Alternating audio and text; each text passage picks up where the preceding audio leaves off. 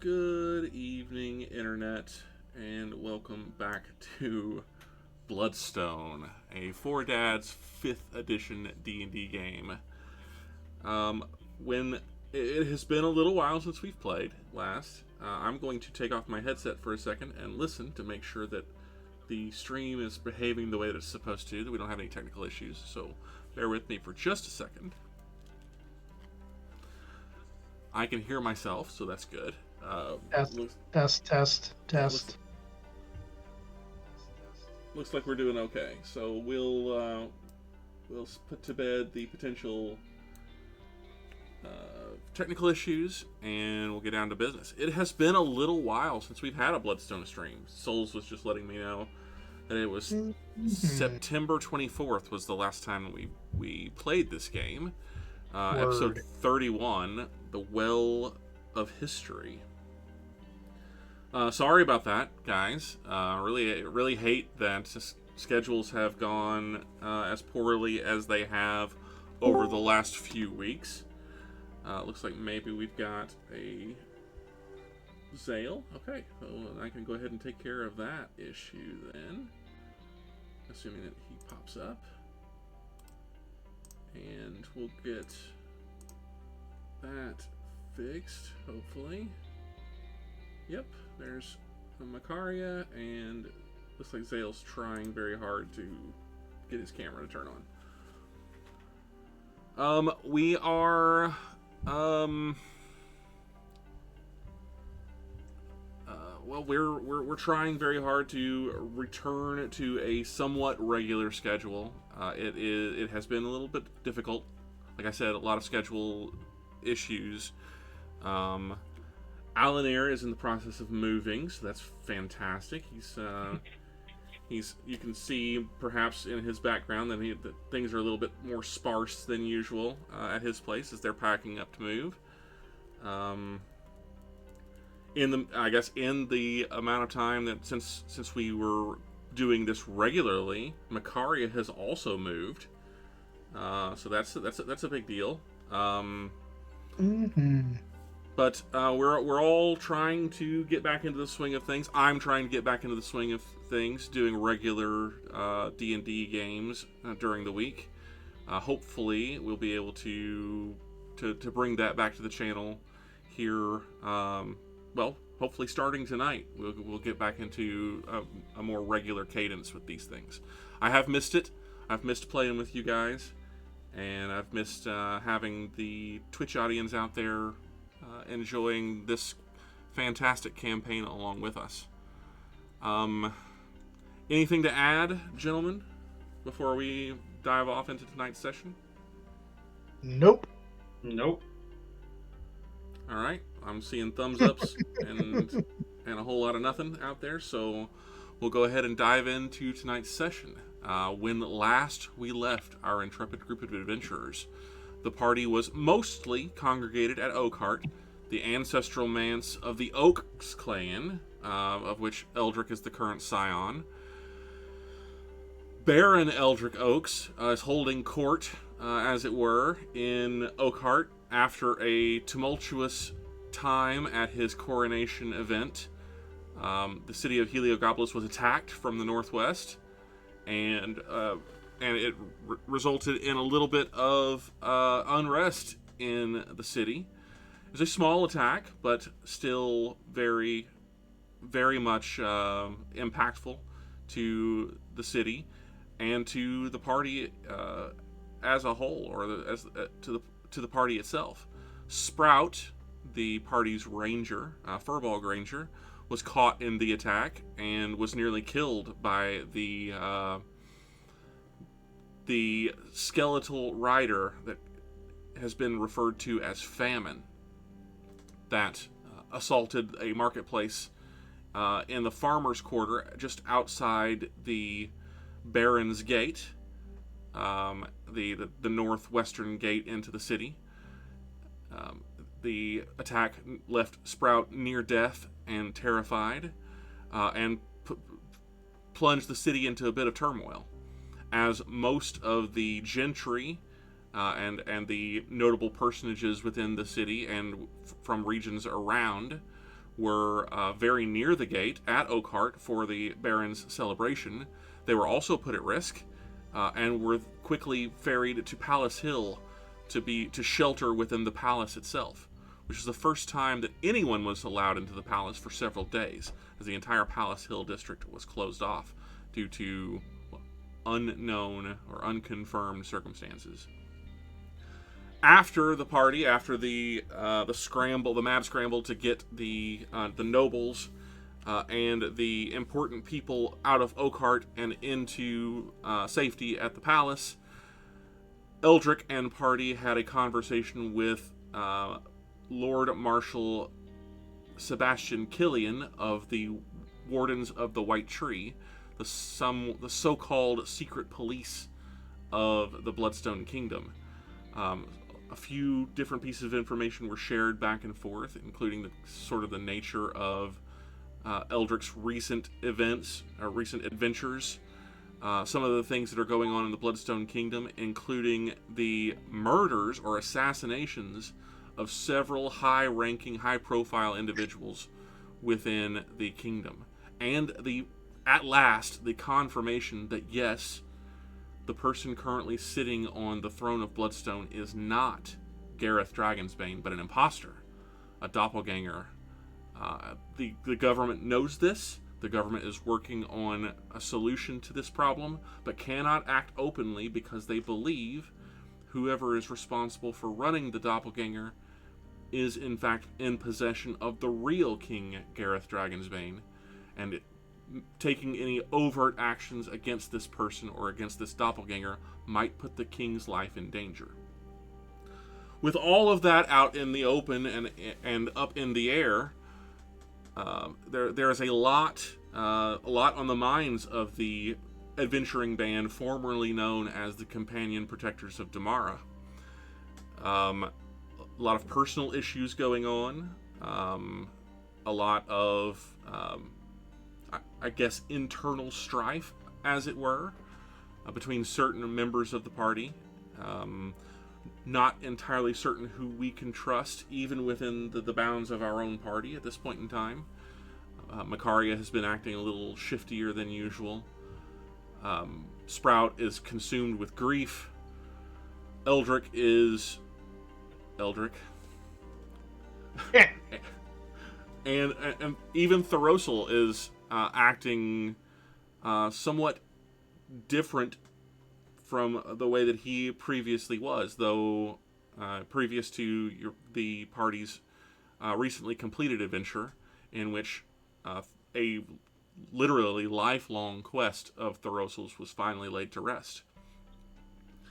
So lots going on.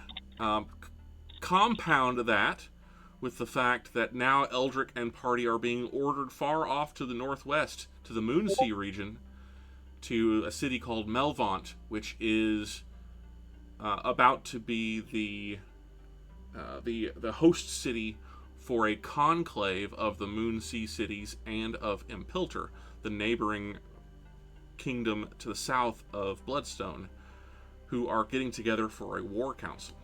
Exactly what that entails has yet to be fully revealed, but it has been decided by, I'm using air quotes, King Gareth Dragonsbane, that Eldrick will be the Bloodstone representative on that war council.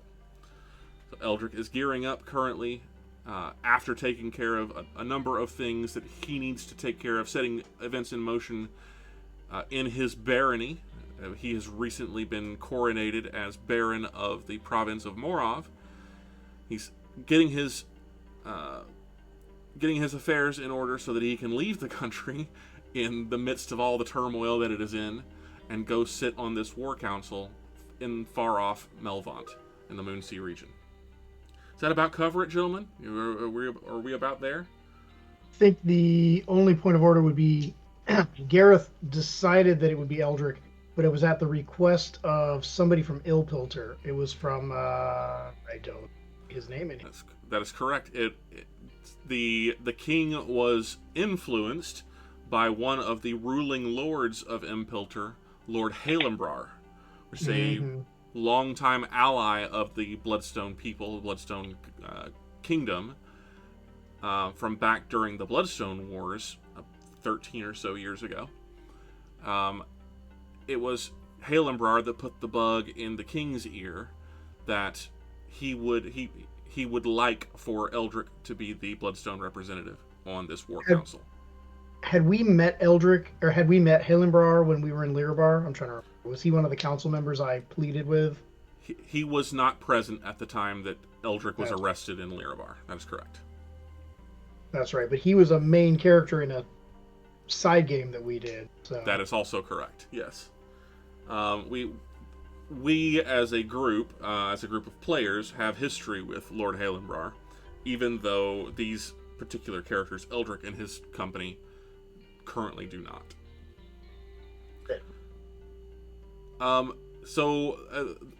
For that brings us up mostly on current events. The last things that have happened for our party specifically was Macario was in the process of sweeping Oakhart Manor for any sort of scrying sensors or anything that could provide insight into why so many undesirables have been showing up in the manor of late.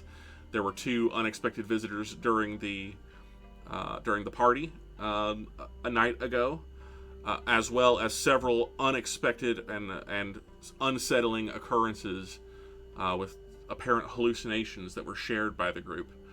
Alanir had spent some time communing with the grand oak that is the centerpiece of the courtyard at Oakhart, which was revealed to be an offshoot or a sapling from the great white tree of Bloodstone, a mystical oak that resides in Bloodstone City that was the gift, or sprouted from a gift presented to King Gareth Dragonsbane after the Bloodstone Wars by the Platinum Dragon himself, Bahamut. Thoros'l is off running errands for a foreign national by the name of Pardic Wolfswift, or Pardic Talendar, a sometimes friend, sometimes foe of the Companion Protectors, mostly antagonist, we'll say. He has been, whether or not he has been an enemy, he has certainly been an antagonist. He had a specific job that he wanted Thoros'l to do, to deliver a package for him to a dive bar on the southwestern quarter of town in Old Town called the Dusty Duchess. Thoros'l is set to do that sometime the following evening, or later this evening.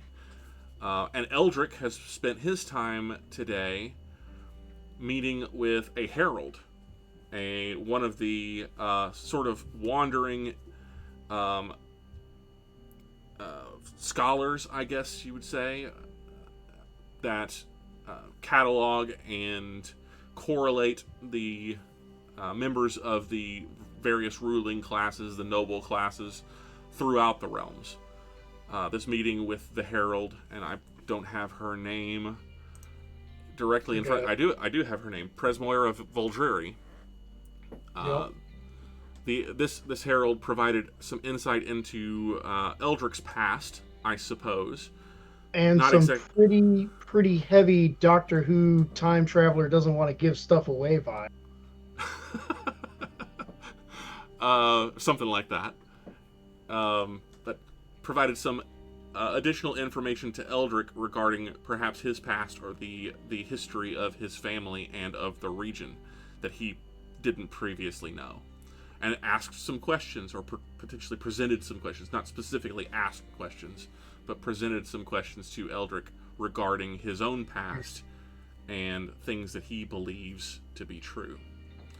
We'll pick up this evening, after I've already talked for a solid 10 minutes on recap. We will pick up this evening right where we left off, in Oakhart Manor. Thoros'l is enjoying himself a nice nap across town at the Bloodstone Arms, the inn, the very, very fine inn that the Baron Oaks has been paying for his people. Okay. Macaria, Sprout, and Alanir have just bedded down after a very long night, an all-nighter that they pulled just the previous night, after the party and after the mad dash away from Oakhart to Palace Hill and the sort of powwow with the Lord Marshal of the Wardens. So everyone is finally starting to return to some sense of normalcy, though it's mid morning by this point, and people are just starting to bed down. We'll go to Eldrick. Eldrick, you are the last remaining person who has not yet gone to bed, with the exception of Durban Holy, because Durban Holy never sleeps. What would you like to do? I like how you say that like it's a joke, but I actually suspect that he doesn't. That's a great question. I've got this tome. I suspect I will be... No. I'm going to find Durban Holy. Durban Holy is not difficult to find. It is uncanny. Almost the moment that you decide that you want to be looking for him, or that you want to find him, he finds you. Friggin' AO in disguise or something. All right. Is there something you require, Excellency? We need to speak alone. Durban kind of looks through the chamber, with the exception of maybe a servant that has passed through within the last half hour or so to clear the last remnants of Eldrick's breakfast off of the table. There's been no one else in the Great Hall for quite some time. It's more alone than we are now. Would you prefer to retire to another chamber? Well, we both know that I'm convinced you basically have clerics stone shaped into the wall as ease as you hear things in the manor. So if you think we are alone enough, then we can speak here. And I'm still holding the book, right? Like, I'm holding this like it's a friggin' child, right? Like, it's probably the most amazing thing Eldrick has ever held in his hands that isn't a human being. The Herald, meeting with the Herald was an interesting experience. And an elf of that age and wisdom is certainly something to behold. Things were implied in the conversation that I need you to check on. One thing of which I think only you would be able to check on, if you don't already know the answer to this. Of course, Excellency. Ask, and it shall be done. The esteemed Herald implied that I should know that my father is no longer among them. He just looks to see what happens to Holy. Holy definitely reacts. Reacts with, well, make me an insight check. I'm pretty good at this. Memory serves. Pretty sure that's a +7. If I can find the screen that has the rolly stuff. Yep.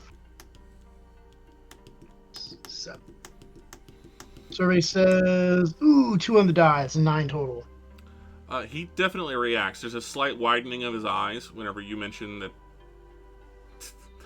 your father may no longer be among the living. Yeah, well, that's pretty much how I reacted too. This would certainly be news to any of us, Excellency. How would... He kind of waves that away. You literally just said that this is an elf of exceeding wisdom and age. When he fails to answer the question, working it out on his own, Eldrick will volunteer. The old elf, it felt as if she had this conversation.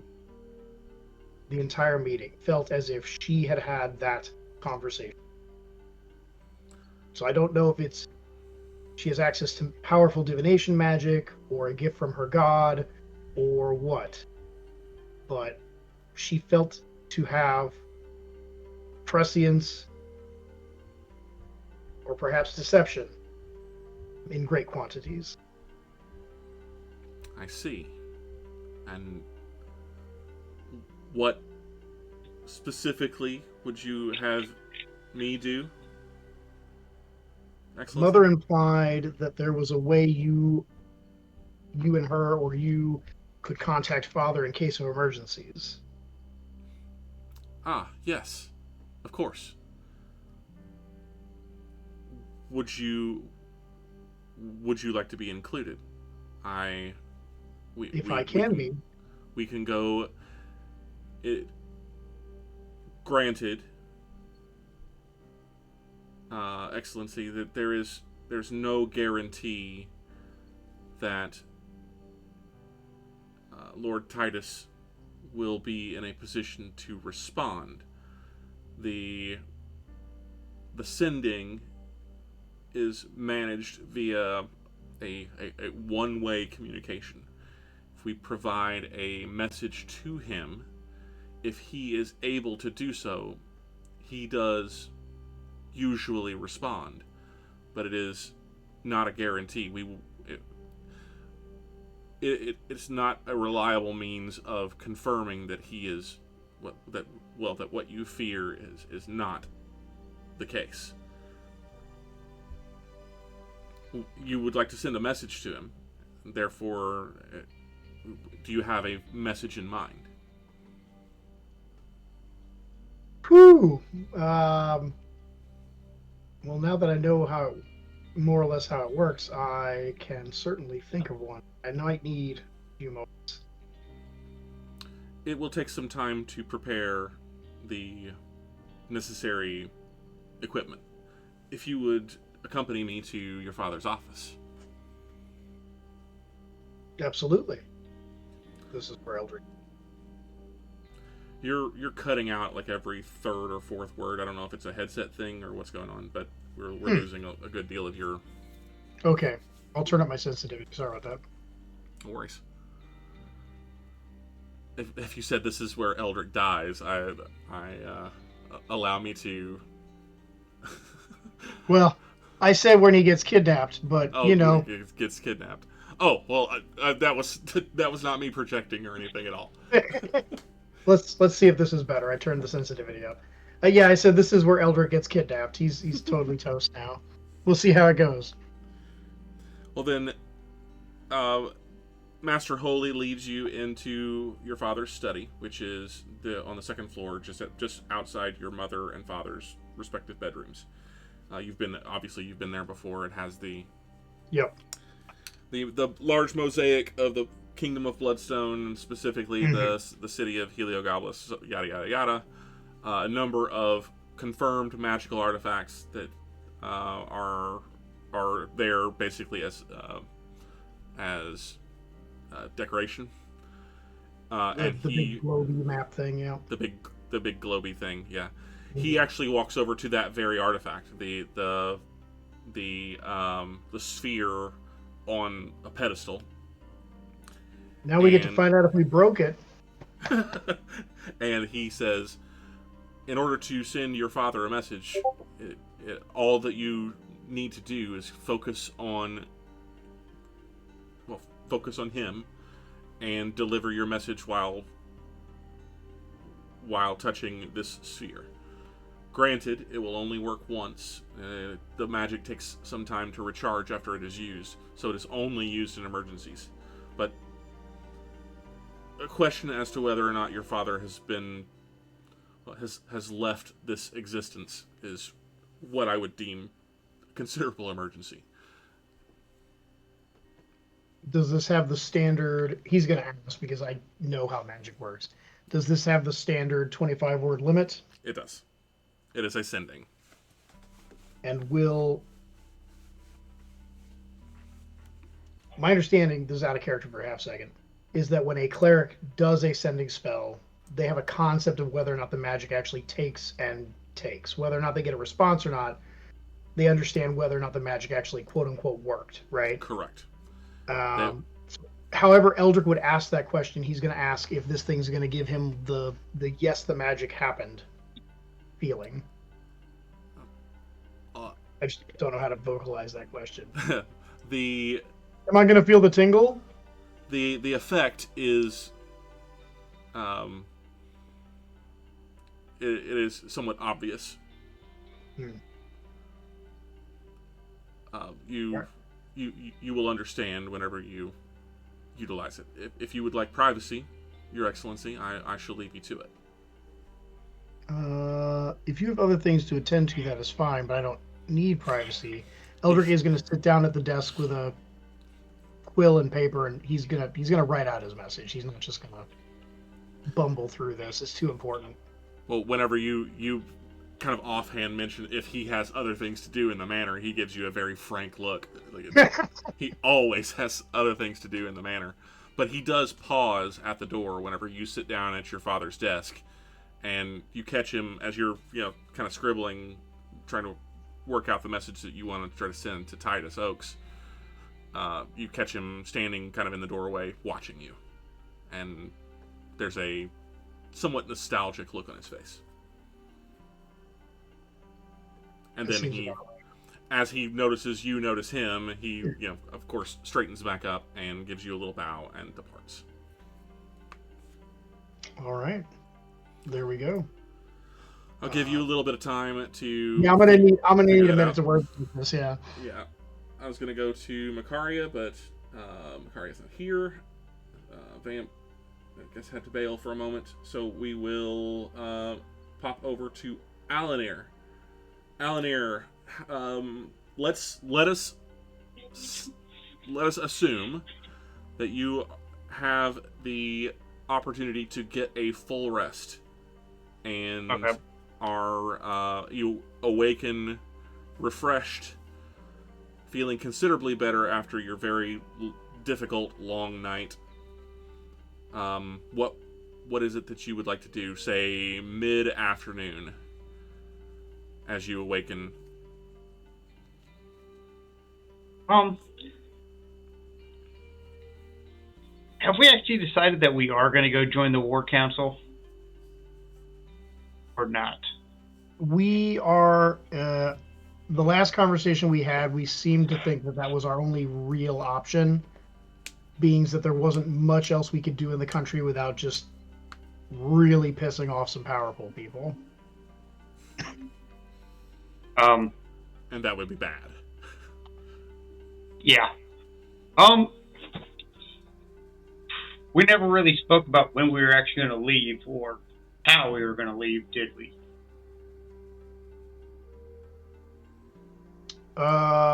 We did not, because there was details I think that we were hoping Sebastian Killian or the head of my order would give us before we set out. Because there was an implication we were taking a military force with us, in which case we couldn't just woof over there. But if that's not the case, then we had spoken about possibly doing like a wind walk or something like that. All right. Well, you know what? I think Alanir, before that would all happen, kind of wants to basically go back into the city proper and just really restock all of his traveling supplies that I'm sure have been burnt.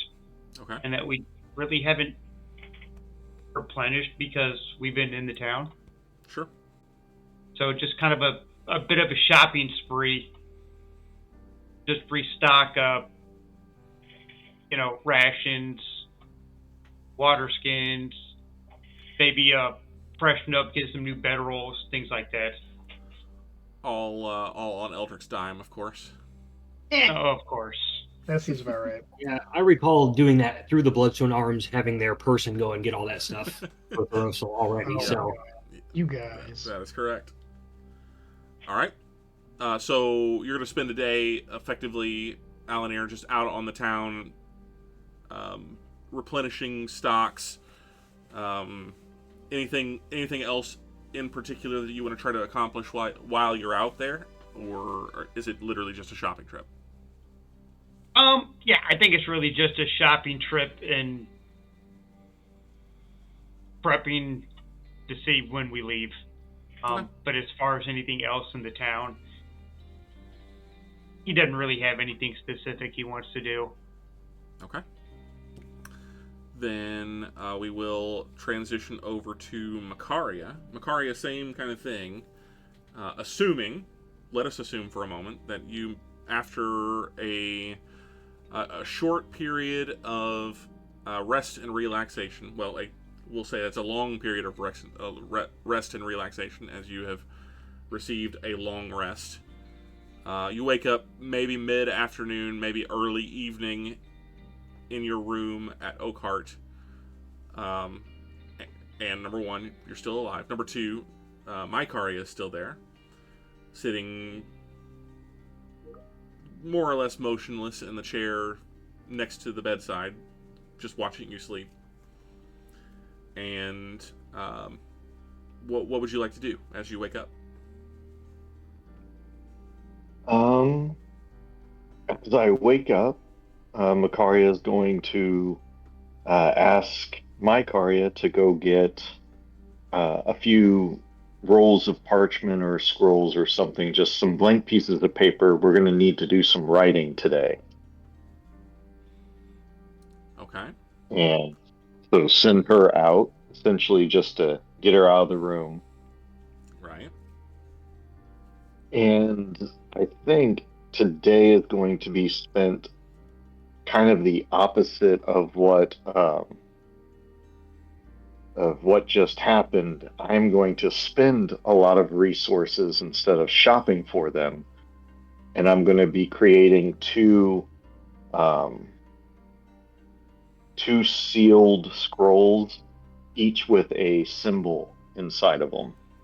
Okay. A 7th level symbol. Yes. You can send me the details of those two scrolls offline. Of course. Interesting. But it's going to take... It technically only takes 1 minute to cast, but it, material-wise, ridiculous. So I'm assuming it's, setting everything up and doing that. So as soon as Maikaria gets back, I'm going to use her as, an assistant for the better part of 2 hours or so, getting everything together, doing those. And then I am going to be a nuisance in the kitchen and start picking pieces of food and wrapping it up for snacks and things, because I know trail rations sucked the last time I got stuck in the Underdark. Got it. Understood. Okay.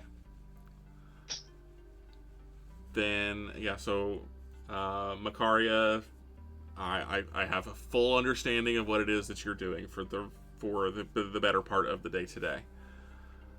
I'd like to go over to thoros'l, but thoros'l specifically said that he's not going to do anything until the end of the day. He's basically just getting up, going over to the Dusty Duchess to do his thing. thoros'l, has that changed at all? No, I'm gonna take a good long rest and then eat a really expensive, delicious meal and at the Bloodstone Arms, and then wait until the appointed time to go and deliver. Understood. You did mention during the last session that you had designs on the chest itself. Are you planning on doing anything with it while you still have it? If I recall right, it's unlocked. It's just a chest, right? Correct. Very, very ornate, very intricate, very thin. Sort of like a lockbox. Mm-hmm. Wood and steel construct. Maybe some gold inlay here and there. Very, very intricate, very ornate, but also pretty small.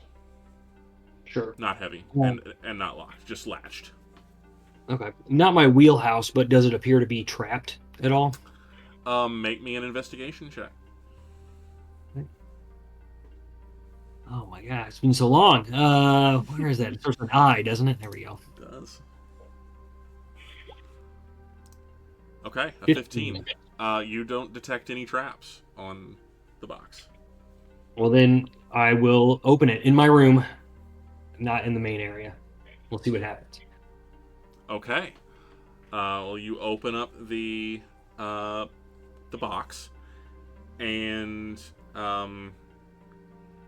inside, so you had kind of rattled it around to see if you could determine kind of what was in it. There was a little bit of a rattling sound, but mostly what it sounded like, just like a sheaf of paper or something, something with some mass, but not really a whole lot of like presence. Whenever you unlatch the lid, it does pop open, and you can see that it is a loosely gathered sheaf of parchment. Several sheets of parchment that are just kind of gathered together. And it appears to be, well, it is, it appears to be pretty old. And in fact, the kind of the rough treatment that you've given it, like shaking the box around, some of the paper is kind of flaked, and so like some of the corners are broken off. There's some of the pages are actually broken in there in the box, so it's pretty fragile. But that's pretty much it. It's just like a loosely gathered set of what looks like some kind of documents. That is, let me see, intelligence check. Sure, I can do that. All right, not saving throw check. This button. Oh, a fat 4. A big fat 4. Well, you can. Let me ask. What languages do you speak? Or what languages can you read and write? Elven and Drow, common. Common. Okay. Well, it's neither of those. It does share the same alphabet as common. But you don't recognize any of the words. And with a 4 intelligence check, unfortunately, that's all I can give you. Yeah, no, that's all good. So, I mean, it's these old papers and everything. It looks like a collection. They're clearly ancient or falling apart anyway, at least not well kept. So I'll Correct. close it up. If it's early to mid-afternoon, I have until sundown, right? I might be taking these. I might just head to the manor then and see what I can get from not just necessarily Eldrick, but I'm sure he's got some people on staff that can take a look at this. Or Makaria is there, so maybe she can take a look. Sure. Yeah. In addition to the sheaf of paper, as you're kind of lifting it out to see if there's anything else in the box, there is a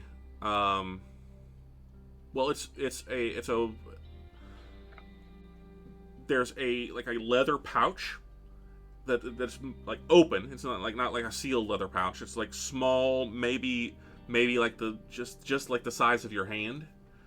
Like a folded over leather pouch, and inside of the leather pouch is a simple, strangely wooden key.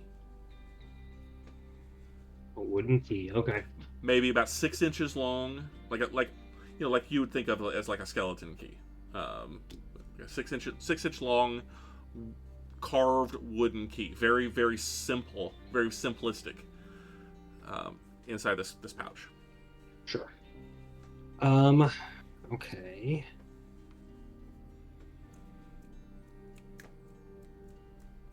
I'm curious. I'm super curious about this and can't understand what's going on with this, but I'll pick up the key and kind of hold it in my hand, see if it jogs any memory, or if I can glean anything from it. I'm going to try to use a Blood Hunter feature, if I may.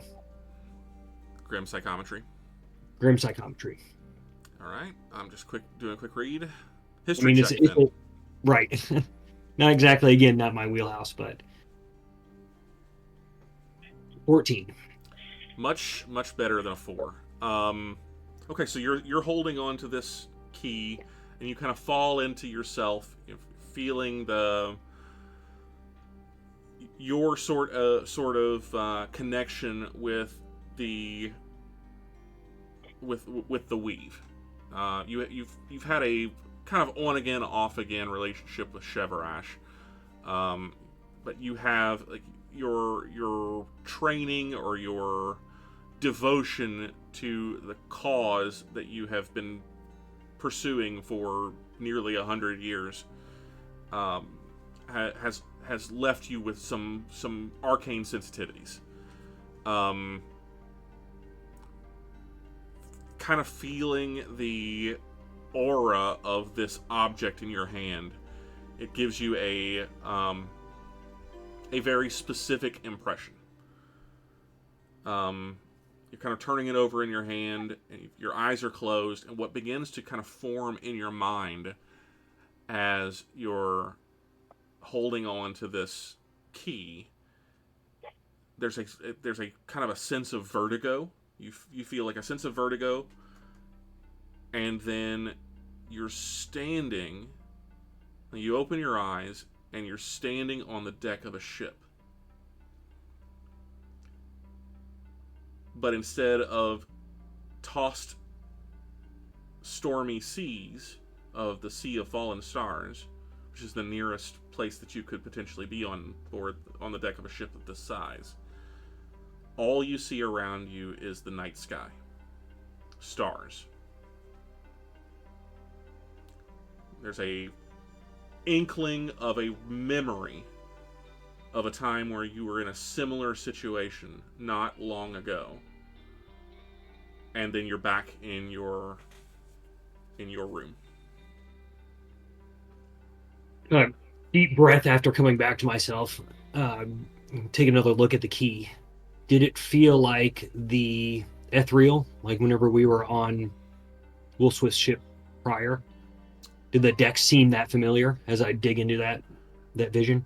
As you're kind of turning the key over in your hand, you know, the wood that ship was constructed from, the Blue Dragon's Despair, it was very similar. The grain on that ship was very similar to this key. Interesting.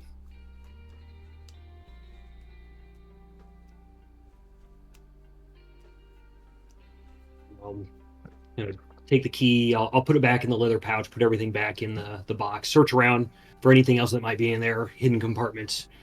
You said it was pretty thin, so that'd be. Go ahead and make an investigation check. Sure. All these intelligence checks. Here we go. There we go. Natty one. Yeah, you don't discover anything additional about this chest. Mm-hmm. Okay, so you kind of reverse your with this new information. You kind of reverse course and decide, you know what, maybe we'll go back to Oakhart and see what Eldrick has to think about this. Yeah, definitely seeking the advice or the input of people more versed in this sort of stuff. For sure. Absolutely. We'll have a nice, hearty, expensive meal first. Right. Just make sure I get a little more on that tab, and then head straight there. Fantastic.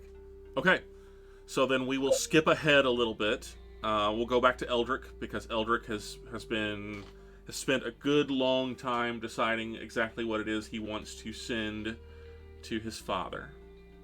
Right, Eldrick? I've got 2 more words. Okay. 1 second. I need 2 minutes. So then we'll take a 2-minute journey across the Coinholm district and across the Rise as thoros'l makes his way, carriageless this time, because you sent the carriage back with the instructions to come back and pick you up later. Yeah. Oh well. taking a quick walk around through the Coinholm district, following kind of the wall until it reaches the gate into the Rise district, and then of course up the hill and then down again toward Oakhart Manor.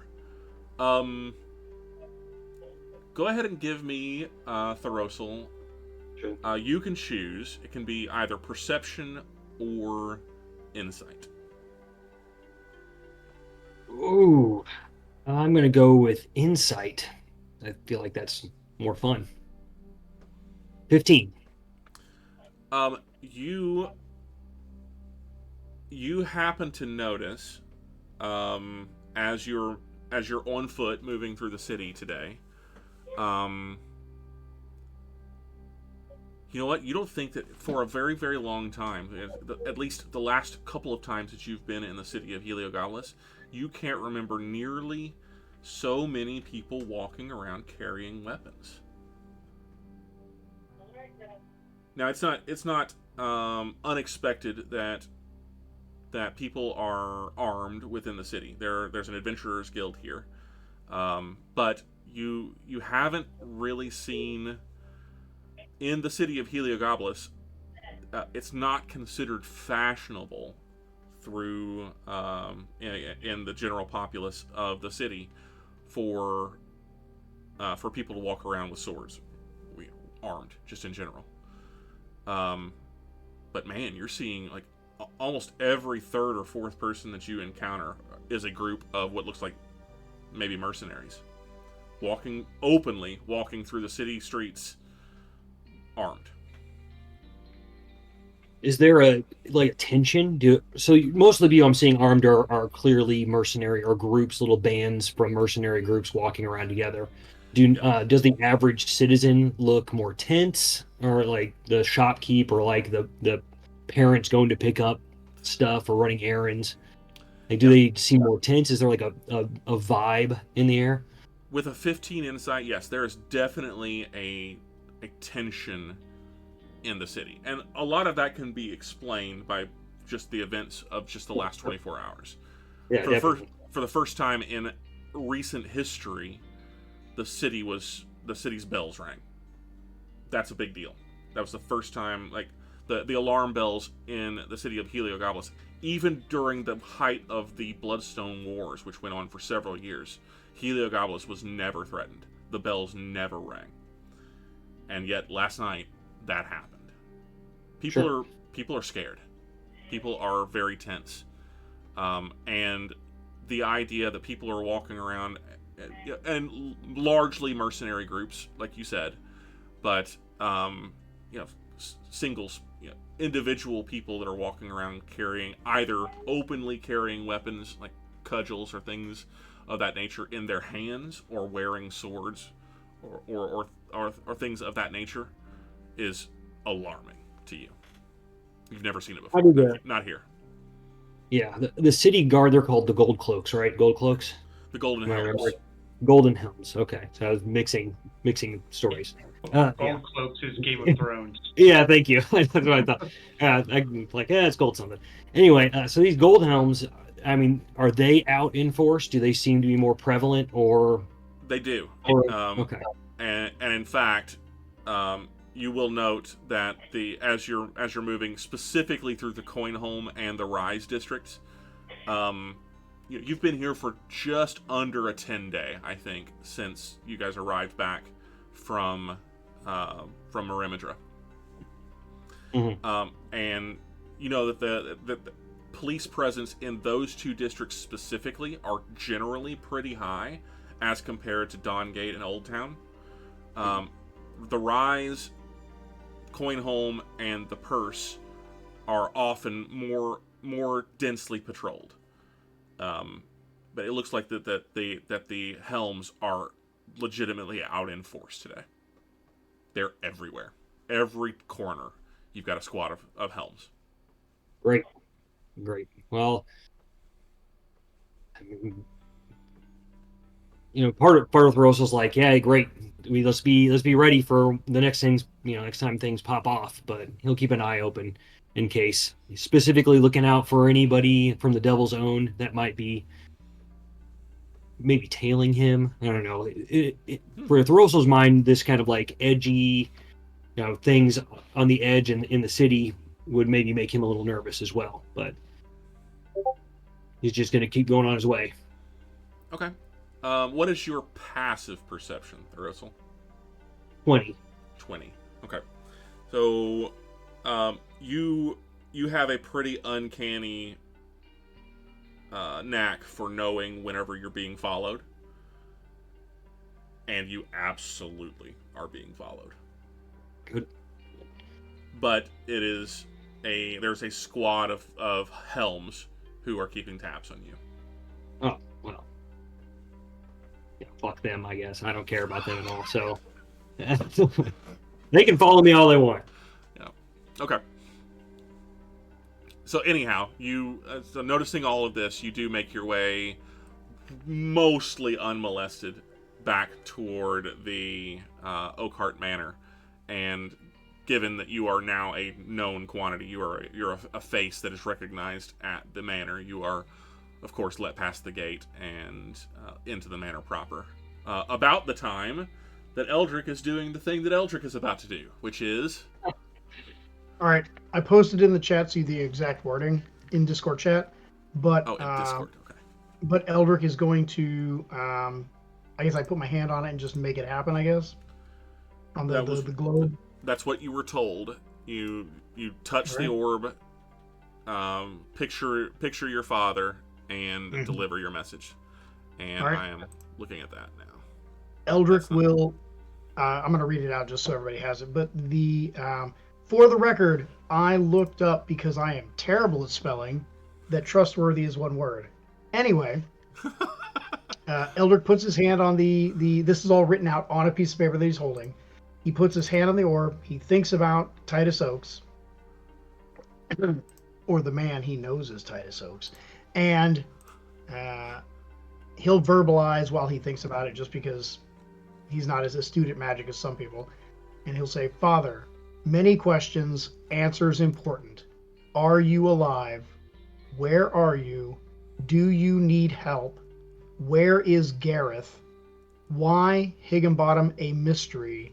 Who is trustworthy?"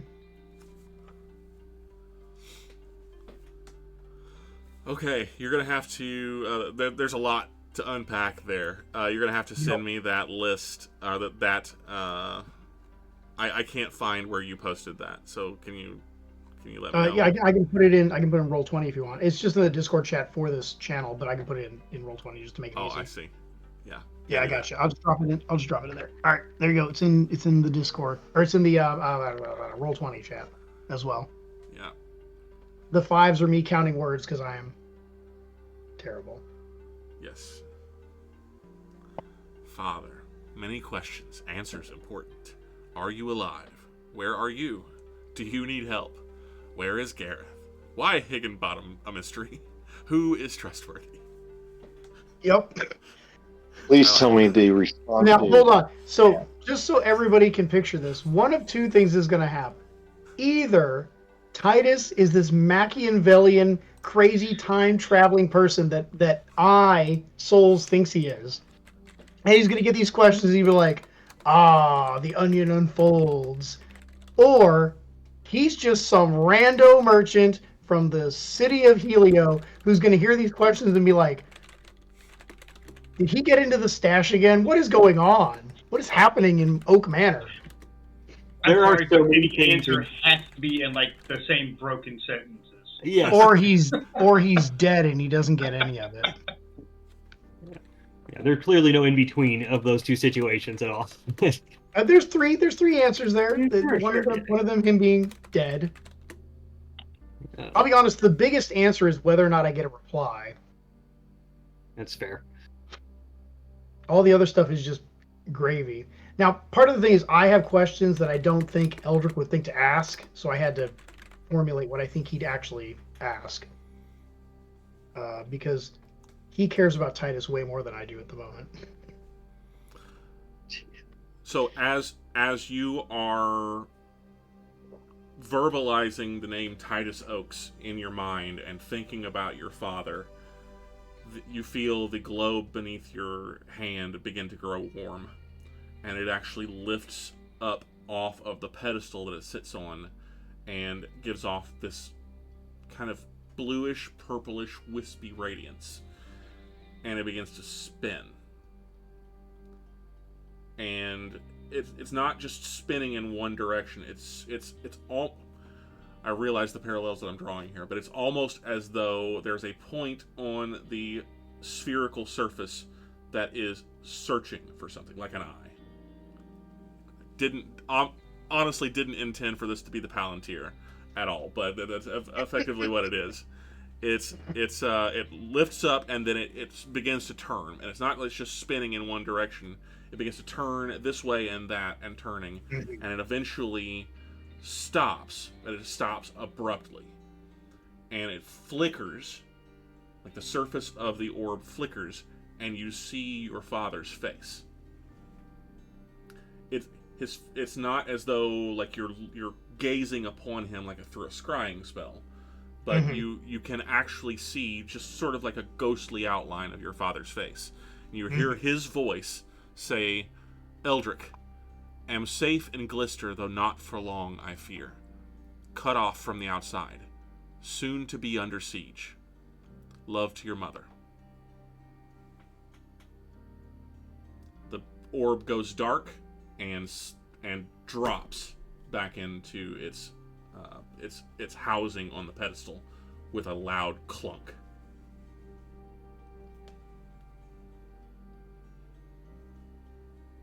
Okay. Got it.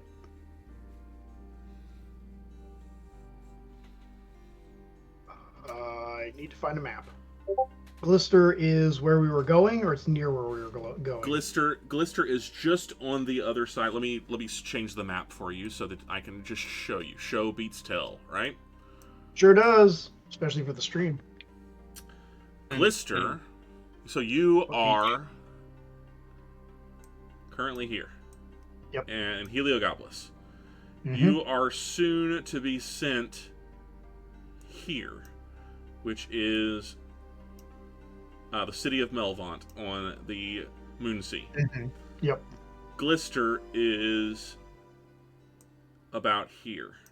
On the border between Vasa and the great gray land of Thar, with the Galena's mountains separating the two. It is make me just a flat intelligence check, Elder. Or history. You do history. I can do history because 15 years ago, I made a paladin with an actual good int check. That would be an 18 on the die, 26 total on my history check. Okay. What don't you know about Glister? Glister is a human settlement, one of the few human settlements, permanent human settlements, in the land of Thar. Thar is a kind of a monster-haunted wasteland that is, it's kind of tundra, kind of swamp, kind of grassland. In the shadow of the Galena's mountains, between the mountains and the Moonsea. It is not owned by any principality that you are familiar with. None of the Moonsea cities lay any sort of claim to it, because it is one of the more hostile environments in the region, on the face of Faerun. Numerous powerful tribes of goblins and orcs and ogres and other nasty things like trolls, other monster types haunt Thar, and so having any sort of permanent human settlement in the region without a large army or a military force to protect it is difficult. Glister is one such location. It is a semi-permanent settlement, kind of nestled in the hills above Thar, in the Galena's mountains, and it only survives because there is a powerful wizard that basically runs the city, that frightens off any sort of threat. Quick question. On this map, I know there's a dwarven, I guess it's a city or settlement, that kind of goes through the mountains. Is that up by Glister, or is that way south of that? It's further south. It's closer to the Bloodstone Pass. It would be right around in here. Okay. You're talking about the Arothiar clan holds. That's the the allied dwarves, not specifically part of the Bloodstone Kingdom, but they're allied with the Bloodstone Kingdom. They run their mines. Right. I think we were told they were going to be at the War Council too. I can't remember offhand, but anyway, okay, all right. Glister, got it. And just as a note, what was the name of the city I'm going to be going to again over here? Melvant. It's Melvant. Yeah. Because you got a 26 on your history check, you will recall that your father's business, his trading coster, the trading coster that he's in charge of, or at least sits on the board of, does a great deal of trade with Glister over the mountains. It was explained to you in the letter that he sent to you not long ago that he was that there were issues. Yeah. Yep. Potential dangers threatening his interests there, or your family's interests there, and that he was going to investigate and see what he could do about that. Yeah, the answer apparently was not a lot. Okay, all right. I got my answer. I got to contemplate what I'm going to do about that. I'm going to go find Mr. Holy. Well, he actually comes and finds you and lets you know that your companion thoros'l has arrived and has returned to the manor. All right. Well, then let us go speak with thoros'l for a moment. And if you can find Macaria, Macaria or Alanir, that would be appreciated. Holy stiffens at the idea of going to call on Macaria, but he gives you a bow, as is his wont, and goes to carry out your wishes. Good man. You find thoros'l where? Where does Eldrick find thoros'l in the manor?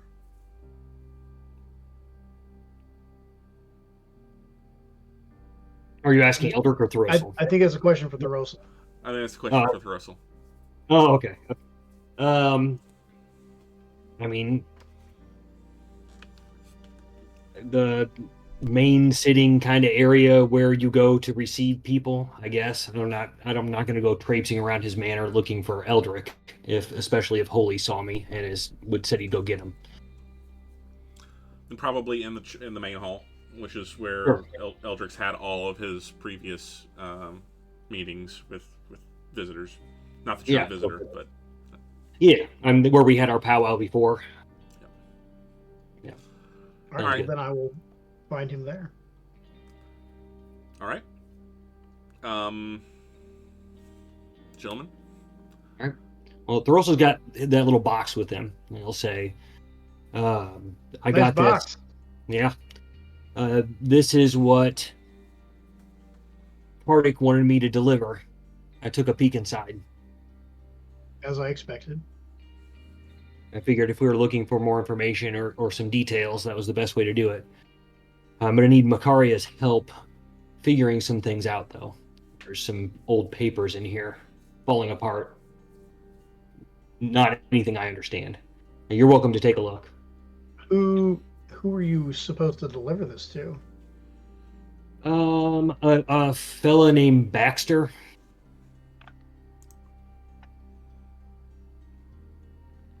I have a last name too. Bexton. A fellow named Bexton. Bexton Mary. I'm gonna guess that name means nothing to Eldrick. Well, Bexton Merriweather would not mean anything to Eldrick necessarily, but when thoros'l says Baxter,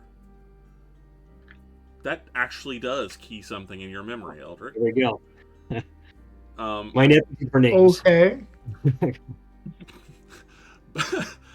Baxter Merriweather is the name of the individual that two members of your previous party are wanted for the murder of in Impilter. The Canars? Correct.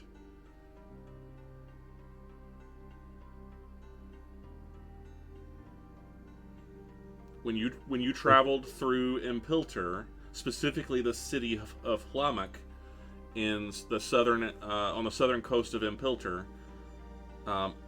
Alex would not leave the ship, and Miranda was disguised as a boy, and she used the name Will Preston. Of course she did. And it turned out, after some conversation between you and Alex, is that they were the entire reason that they were on the run in the first place when you met them was that they are wanted for a murder that he says that they didn't commit. Alex said that they didn't commit, but of Baxter Merriweather, a shipping tycoon from Hlamak, which is where they grew up. Interesting. And this crate is meant for, in theory, Bexton Merriweather. Correct. So Eldrick will remind thoros'l of something that he probably would remember the minute it's mentioned. Because Miranda mentioned that story at least once or twice, I imagine. Pardic, or this thoros'l speaking, Pardic does kind of trip over names, so it could be Baxter Merriweather, for all I know. Well, his family does have a penchant for faking deaths. And then charging people with murder for it. The Talendar family, okay. Yeah. Yes, I'm sorry. Yes, Pardic's family, the Talendars. The people that framed me for murder. Yeah, Did they though? I mean, framed me in that they mind controlled me into doing the murder and then resurrected the person that I murdered for the sole purpose of charging me with murder and getting me executed because I insulted their son who tried to rob me of my horses on the road. Yes. Yeah. Framed me for murder. Everyone used that excuse, but Judge, they mind controlled me. But in this universe, they actually could have and probably did. Allegedly. Just saying. Allegedly. I mean, well, they definitely did all the rest of it where they resurrected the person that I murdered. So, like, how does future crime work if you can actually predict it, right? Like, anyway. So that's an interesting confluence of names there, thoros'l. It's who knows what Pardic's end game is here. Although there is something else in this chest that you might want to take a look at. And I'll open the box and I'll go and get the leather pouch, get the key out. Is it Gwyneth Paltrow's head? It's a key, actually. It's this wooden key. Oh, that's better. What is that key for? I don't know. Again, hoping Makaria can shine some light on it, but it feels like it's connected somehow to the Blue Dragon's Despair, Pardic's ship. The ship that he got kicked off of? And the ship that we went on our merry adventure about. Certainly, it was quite a year back, so about a year ago. Or half a year, right? Yeah. It was quite the underwater adventure indeed. If memory serves, we fought gigantic angry snails on that, I believe. Didn't we? That's the ship we took into the. We went, whatever it's called, into the ethereal. Yeah. Yes. It was the ship he took us to Seligant in. Yeah, we hitched a ride with him because you rolled a 99 or something like that on a find a ship check. Yes. Ponies, that's not the ship we went plane hopping in? What did we go plane hopping in? We went plane hopping on a nautiloid. Correct. Okay. But you did temporarily leave the surface of Faerun on the Blue Dragon's Despair, which was Pardic's ship. Okay. It was revealed to be a spelljamming ship at the time that you were on it. And yes, you did have a battle with some extra Taurillian creatures on board that ship. That was not the same ship that you took to Rune Kazai. Oh, that's right, because we got through a portal to get there, didn't we?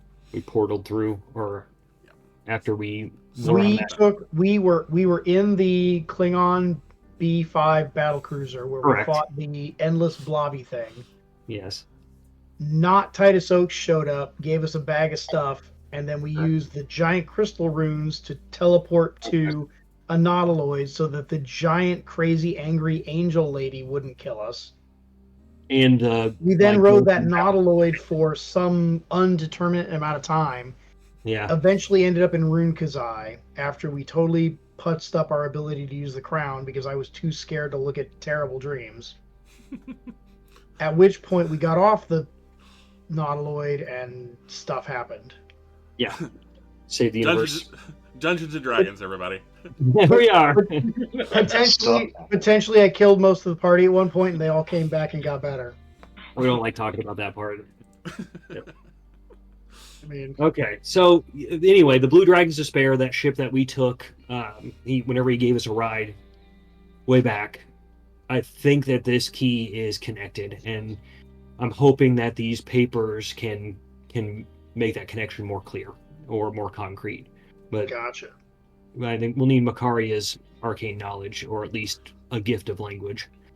I don't know if Alanir can help. I would Well, trust him more than Makaria, certainly, but either of them, I'm sure, can help. She seems like a perfectly trustworthy young lady. I mean, as far as it still aligns with her interests, yes. But I guess that's another conversation. Don't worry, thoros'l. Don't worry, thoros'l. We got that. We're good with that.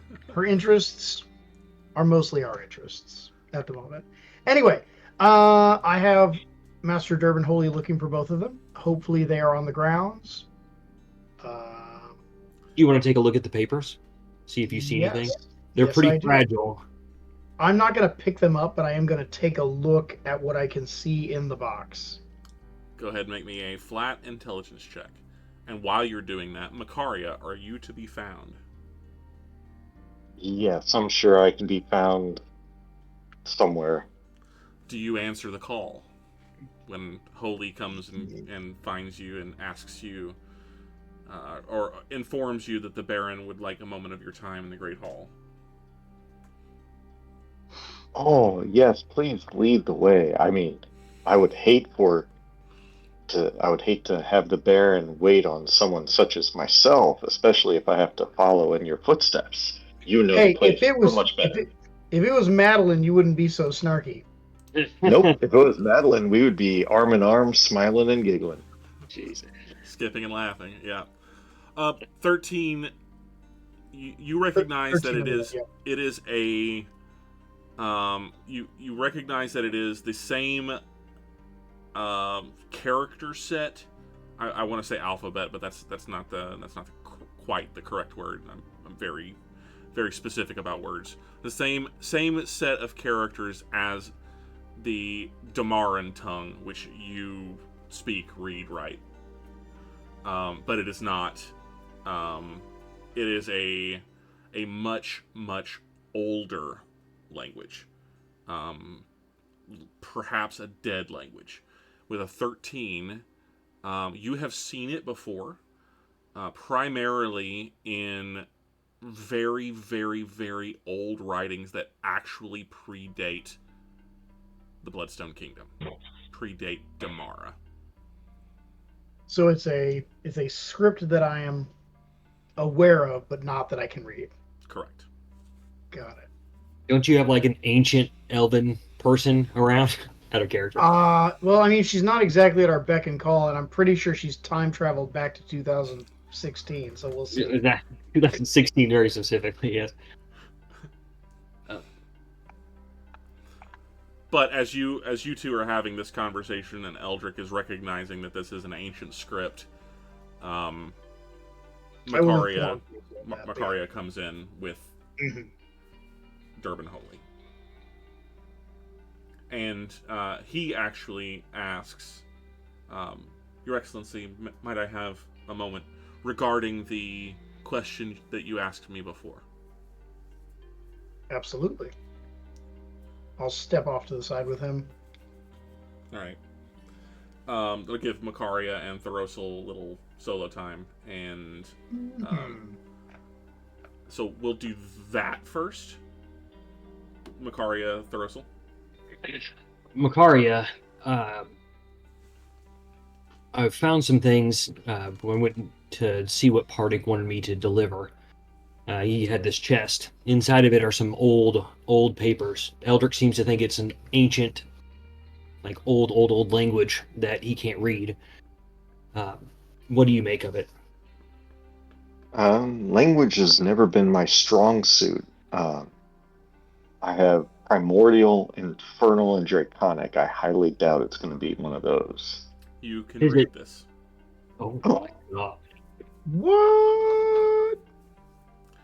It is a sort of hybrid between an ancient form of Damaran, which is the sort of the common language that you speak in this region, and Infernal. Nice. That's bad. That's awesome. The amount of foreshadowing I'm having hit me in the face is insane. Yeah. You look at it and you don't know how you're able to read it, but you absolutely can. You're like, wait a second. I've never seen this script before, but somehow I've seen this script before. It seems to be the old language of Damaran, but written in the language of Infernal, but somehow mixed. So it's Spanish? Interesting. Like Portuguese, yeah. Portuguese, there we go.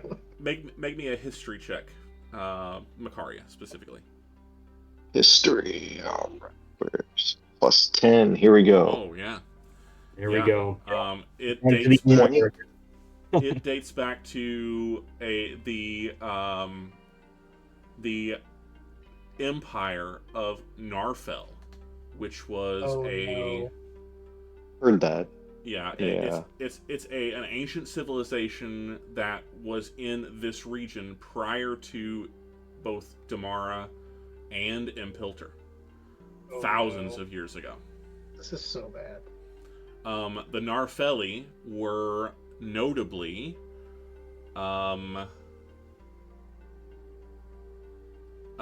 worshippers of both the Abyssal and the Infernal. Why would Pardic have this? Do you want to read it? Sorry. Yes, I do. If you're Okay. reading this, it's too late. Bear with me for just a second, because I have to now retrieve exactly what it is that you get to read. Oh yes. Explosive runes! So you say, oh yes, it's a mix of law. You said that out loud, right, Macaria? Indicating you can read it. I could, yeah, I'll indicate that I can read it. I'll use whatever language I can Sure. in game that would be explaining. It's like, yeah, I can read it. It's, yeah, it seems ancient, like almost some of the stuff that you would have in a library. Hold on, let me get my spectacles out. Thoros'l's the picture of patience at this point. If you're going to read these things, he's very curious. Okay. The title, the first sort of the title on the first page, what is considered to be the top page, reads "The Sixfold Trials of Larazod," and continues, Act 1, Condemnation. A high-backed obsidian bench stands up center. As the curtain rises, Handerthan himself perches there, an awesome figure of power looming above the shackled forms of Larazod, Tibane, and Dentris. The other members of the council, including the sultry Ilsandra, flank out stage right and left of Handerthan's tribunal bench.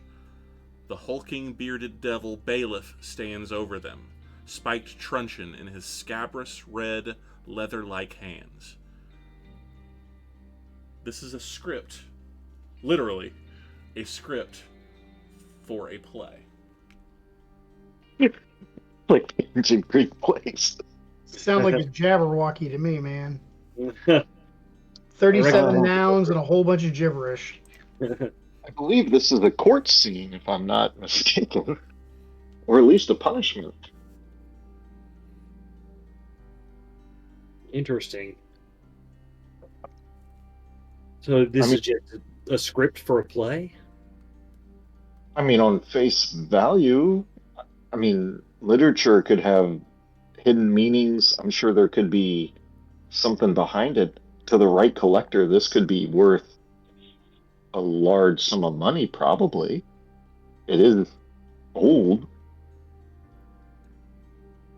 Um, you can learn a lot from a culture and their worships and perhaps what they actually did from how they portrayed themselves in their works.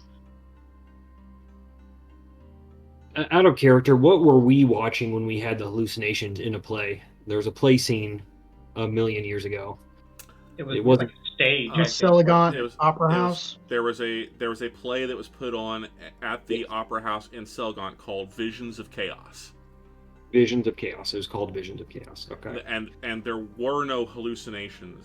That was the play itself, as it was performed, warped reality around the Opera House and thrust you into some very challenging situations, including making a very fine statue of one thoros'l. I remember some stuff. There were some memories relived. Also that. Well, that's what we assumed it was. Mm, There was at least one potential future event, though, where yes. Jim Masticate obliterated most of the party. Yeah. That's why I'm curious about the correlation here. So I'll ask Makaria. I'll say, are you... I don't need to deliver this box until this evening. If you'd like to translate or copy them, maybe if you can find that hidden knowledge in the literature, I trust you'd be up to the task. I will see if I can at least read through them and gain what I can. I can't say I could copy them that quick. I am a little out of practice in my scribing. You don't remember how to write? I'm a researcher, not a writer. Oh, okay. That's what they'll say. There is one more object, if you don't mind taking a look. Of course. Get out the leather pouch and pull out the wooden key. And I believe this has a connection to Pardik's ship, the Blue Dragon's Despair. I'm not sure what the connection is, or how it might be used, or what it's for, but do you have some ways to glean information from an object? I will cast Identify, not as a ritual. I will just cast it to see if the key does have a little extra oomph. The key does, in fact, have a magical aura, but it does not have any magical properties of its own. Okay. The property or the aura of the whatever magic infuses this key is what is it? It is conjuration.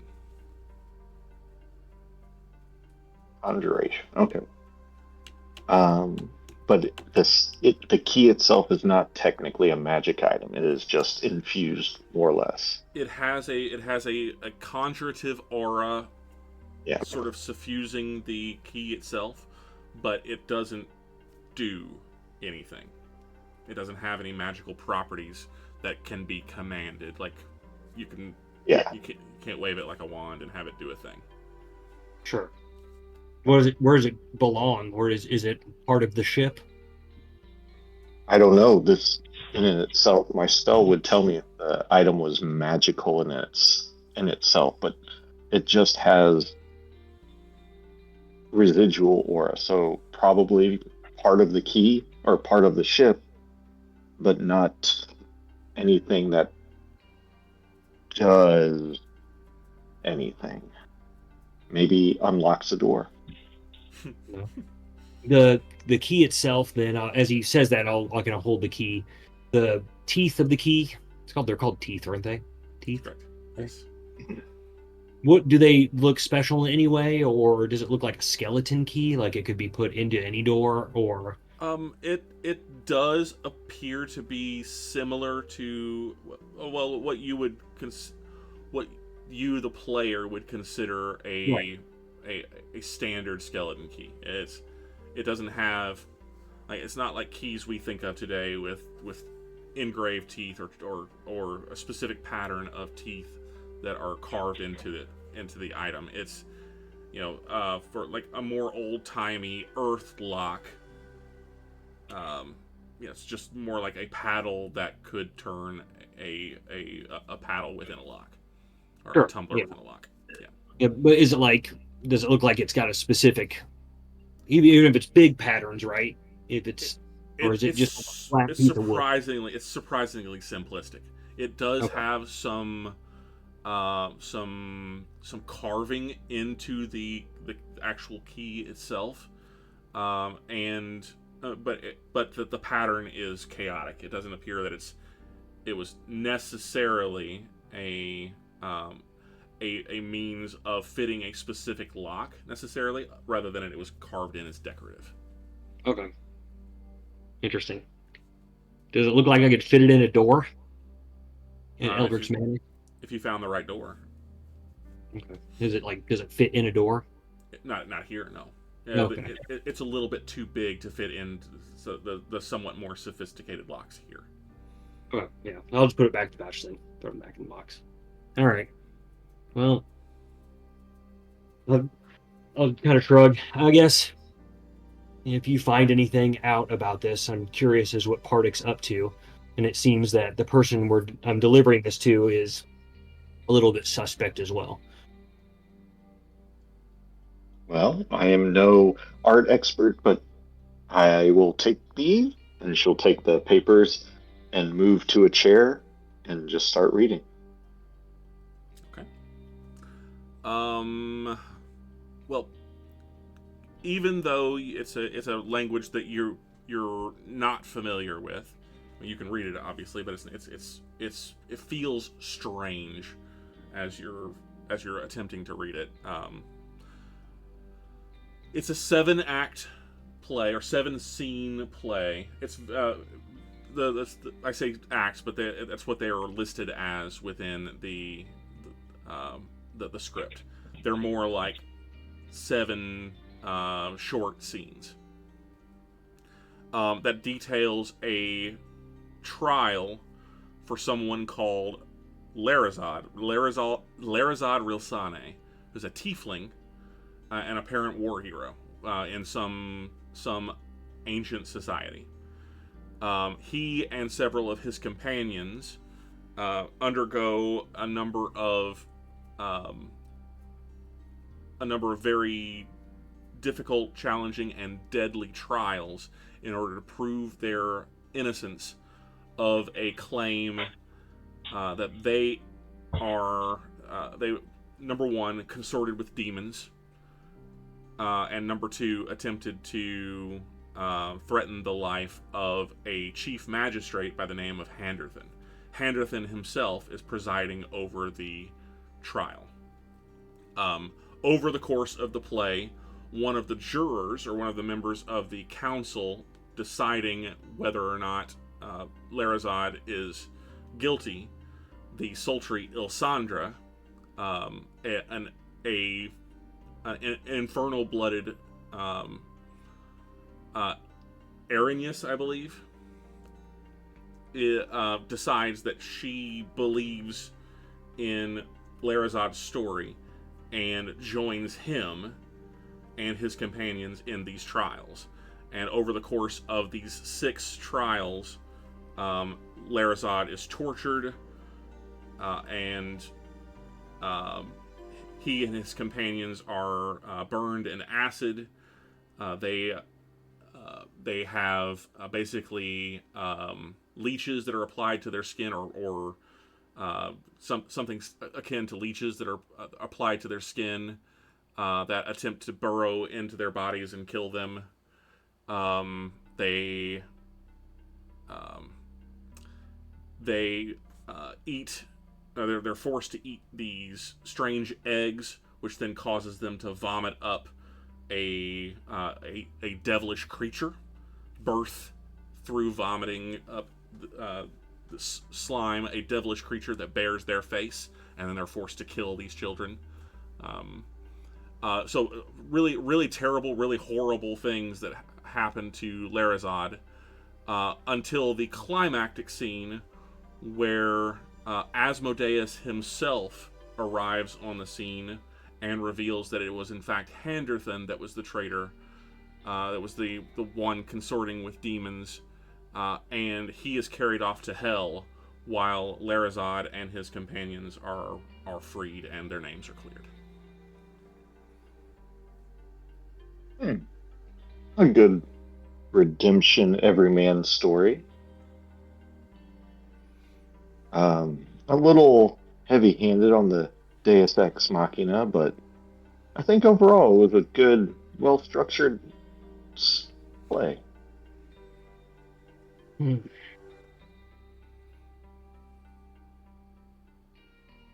Well, maybe you can retell the story of it sometime, or scribe it down so that I can take a look. I'll get the major talking points, of course. I don't know about this part about baby-faced children. I'm still kind of getting the metaphor of the egg and the vomit. It's out of my grasp right now. Yeah. But you don't think there's anything in there to be worried about when I go deliver this? Or have any idea why? No, not on this piece. I'd be more worried about the key having, a missing page that might have a spell ritual on it. But the way this goes, or the way this seems, it doesn't have anything beyond our normal knowledge, nothing dangerous. The lockbox has a keyhole in it, or is it just no? It's like a latch with a thing you can put a pad on, isn't it? Correct. It's just latches. Yeah. All right. All good. I mean, if we're really worried, let's see. Hold on. I can. Oh. No, I can't. Never mind. I was gonna say I could put a seal on it, just kind of keep it around, but I guess that would be a little too heavy-handed. That would be easy to see. I'm not really that worried. I just wanted to get as much information as possible about what might be going on in Impilter and with Pardic and all those things.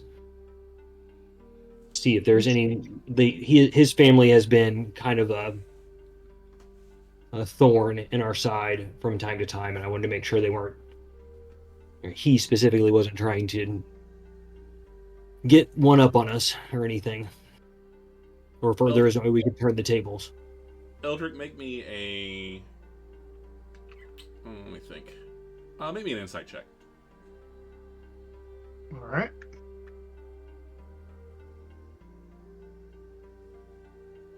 That would be a dirty 21. Oh. Ooh. Something 13. Something thoros'l said kind of keys in your memory, or keys something with you. Something kind of pops into your brain.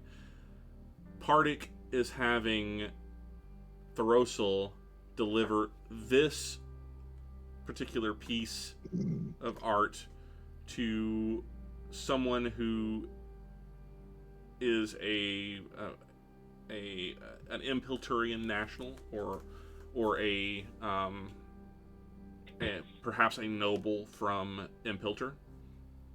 That seems strange to you, given what you know of Impilter's difficult history, specifically around the Triad Wars, so on and so forth.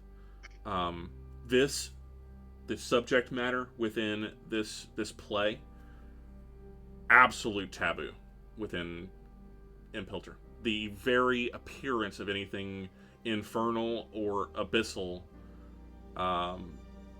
devilish or demoniac within the bounds of the kingdom of Impilter is contraband. They do not play games with that kind of stuff. Not even a little bit. A man could get arrested and be imprisoned for life for possessing this within the bounds of the kingdom of Impilter. And he just kind of handed it over? Yeah, okay. Yeah. Sorry. All right, Eldrick will relay that to those present. On an aside, because I'm technically over here talking to Durbin about something. The question would be, do we just report this to the White Tree and truck on with life? Or do we show up and go confront good Sir Bexton about this? Not just about this, though, because he, or I guess his father, I don't actually know which is which, based on the fact that Pardic can't remember names to save his life.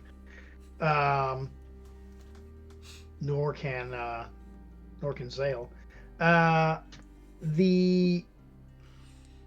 confluence of contraband and the fact that this person is implicated with two party members, ex-party members, is kind of concerning. Well, it's only contraband if he takes it back to his country. Who knows what Pardic has... Maybe this is just his kind of literature, and he can only get it and read it outside of his home country. I mean, would this also be contraband in Damara, or no? No, not necessarily. I mean, it would certainly be suspect. But Damara Bloodstone doesn't have near the vehement visceral response to all things lower planar that Impilter does. Gotcha. Probably because we have a guardian angel tree. Effectively, yes, and Damara, specifically Bloodstone, didn't spend a good portion of its history under demonic occupation. Pardic's from Symbia, right?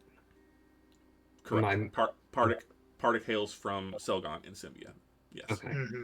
Mm-hmm. It feels like to me, thoros'l will say it feels like to me that Pardic wants to sell illicit goods to somebody from Impilter and doesn't want to be the person that has to deliver it. He wants some insulation. You mean he's already sold? Probably.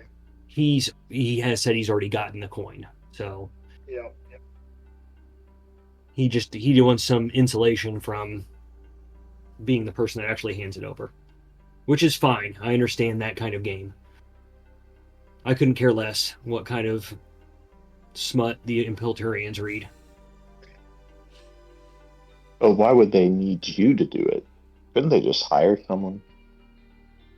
Well, Pardic likes to thumb his nose. Well, I expect Pardic appreciates someone he knows can get the job done. Yeah. Ain't nobody taking that box from thoros'l. Well, I think it's more that if it should come back on somebody, he'd rather it be somebody that he wouldn't mind a thorn giving a thorn than some random messenger. But I suspect that's probably his game. Wheels within wheels with that family.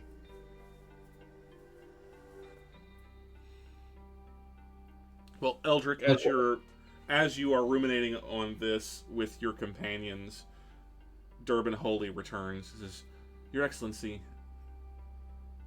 I've just received a missive from the Lady Fooling.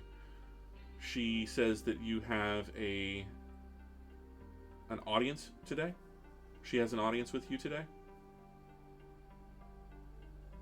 If she says so, yes. Ooh. I'll be honest, I made a lot of promises during the party, and Souls, the player, had a couple drinks during that. So, I'm going to say yes. Lady Fueling is the, remind me, she's the head of my order, or she's the head of the church? She's the Grand Master of your order. That's correct. That's right. That's right. Absolutely. Well, she has arrived, Excellency. Well then, You might like this. It would be a good thing for the group. I shall meet her post haste. Real quick before we go and do that, just so everybody knows, everybody being not Alanir because he's apparently missing, but including Durbin Holy, I contacted my father. He is alive, in case anybody was worried. All right, Master Holy, let us go and speak with Lady Fueling. So that was because we took a little aside with Eldrick and Holy that Souls forgot about, and then started chiming in on this conversation again. Essentially, what that was just a very short touch base between Holy and Eldrick about what Eldrick found out about Titus. He just wanted to know, is your father well? He finds, in fact, that he is in fact alive. I don't know how much.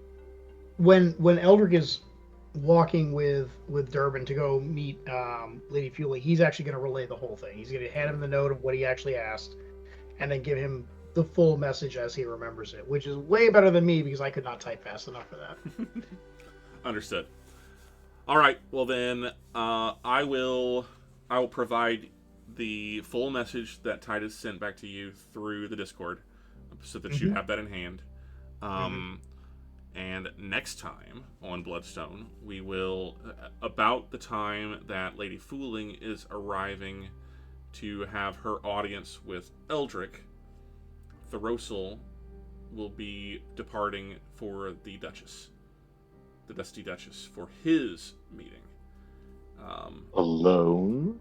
Bum, bum, bum. That is entirely up to thoros'l, and I guess the rest of his companions. But not with Eldrick, because Eldrick promised his time elsewhere. Well, And I'm remember- never alone. I have an entire entourage of golden helms following me everywhere, so it'll be fine. Remember, stream viewers, unlike the idiots in this party, don't go places alone. I literally have like a guard escort everywhere. Don't go Fine. places alone, and tell people where you're going so that you don't get murdered in a back alley without anyone knowing. Ignore him. Advance the plot. Go solo. Unlike us. Yeah. No. Side quest. Tell people where you're going. Safety words are key. That is where we will end tonight's session, as it is just after 10 p.m. Central. We will pick up next time, hopefully next week, which is the 19th of November. We should pick up with episode 33, which will be the audience between Eldrick and the Grandmaster of the Order of the Golden Cup. Yes! And also thoros'l and perhaps Bexton Merriweather. Perhaps Baxter Merriweather. We don't know. We'll see. Will a dead guy show up? Find out next week. Same dad time, same dad channel. Thanks to everybody who came out tonight. It was a lot of fun for me. I hope you guys had a good time too. To our viewers, obviously, thank you so much. We're happy to share this with you. We will be back on this Thursday for some Area Apocalypse actions, 10 p.m. Central. Friday this week, I also believe that we'll be doing Friday Night Fights, and then Saturday we'll be here for some Summoners Saturday action as well. But ponies, what night is the Only Dad stream? Keep a watch on the Discord for the Only Dads content. Still forthcoming. It has been forthcoming for a very long time, and it will continue to be forthcoming for a very long time. Indefinitely. When do we get our rap videos from Ponies League of League of Lyrics, we're still working on several of those videos. I've run into some technological issues Oh, in no. that. Yeah, we're working on it. There are a number of other things that are also in the works. A number of YouTube videos that I'm backlogged on. Go and check our YouTube as well for VODs of this stream and every one of our other streams that we have literally ever done. Also, this coming Monday, we'll be doing a new scenario on our Starfleet Battles Academy stream. Bennett has picked out a fantastic new three-way dance that we're going to be doing that I cannot remember the name of, Do you but it remember will the be... Sorry? Who are the? Is it Klingons and Romulans, or what? Who is it? It is going to be Klingons and Orions and Tholians. Ooh. The scenario is called Possession. We'll be taking that on Monday evening, the 18th of November, around 9 p.m. 9:30 Central. Join us for that one if you're interested. And as always, we're literally always for our League streams and for our Starfleet Battle stream, where we're looking for interested parties who would like to play with us. So if that is you, then join our Discord and reach out through any or all of the channels in the Discord to let us know that you'd like to play with us, and we'll find a way to make that happen. Anything else, Souls? I'm good, man. Just heckling. Yeah. All right. Well, thanks again to the cast, guys. It's fantastic having you guys back. Let's hope that next week we're all back for episode 33. Otherwise, well, just wait longer. Heck yeah. Have a great night, guys. We'll see you on Thursday. Good night and GG's. Good night. Take care.